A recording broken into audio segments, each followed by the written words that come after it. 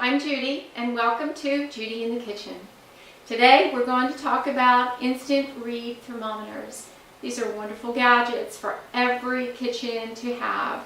I used to use this exact thermometer every day when I worked in the bakery and I was testing the liquid for the yeast breads. It's the best way to guarantee that you're not going to kill the yeast because you'll know exactly what that temperature is and that it's not too hot and not too cold. They're also great to use when you're cooking meats to be sure that they're just the right temperature, that they're done enough, but not underdone, which would not be safe, or not overdone, which might dry them out too much. So they're great to have in every kitchen.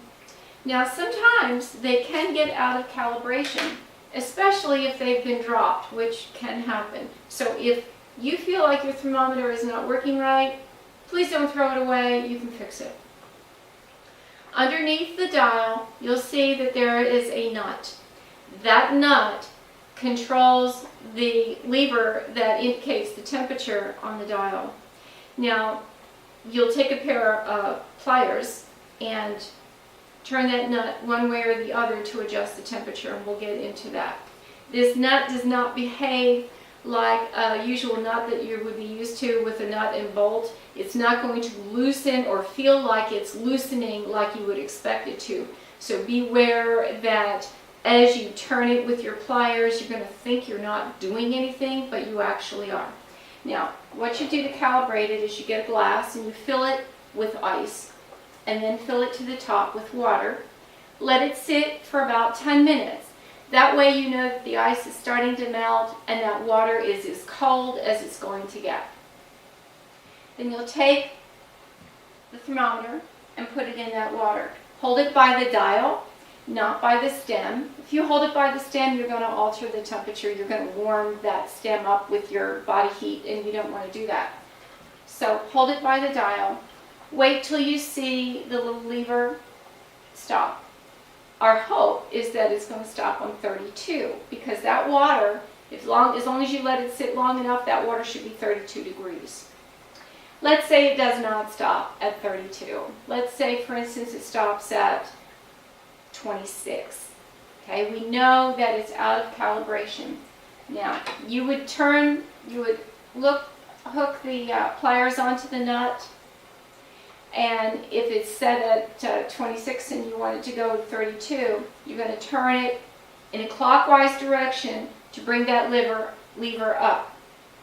If, for instance, it stops at 40 and you need to lower it to 32, you want to take the pliers, grab hold of the nut, turn it in a counterclockwise direction to lower the temperature on the dial. Again, clockwise direction to raise the temperature on the dial, counterclockwise direction to lower the temperature on the dial.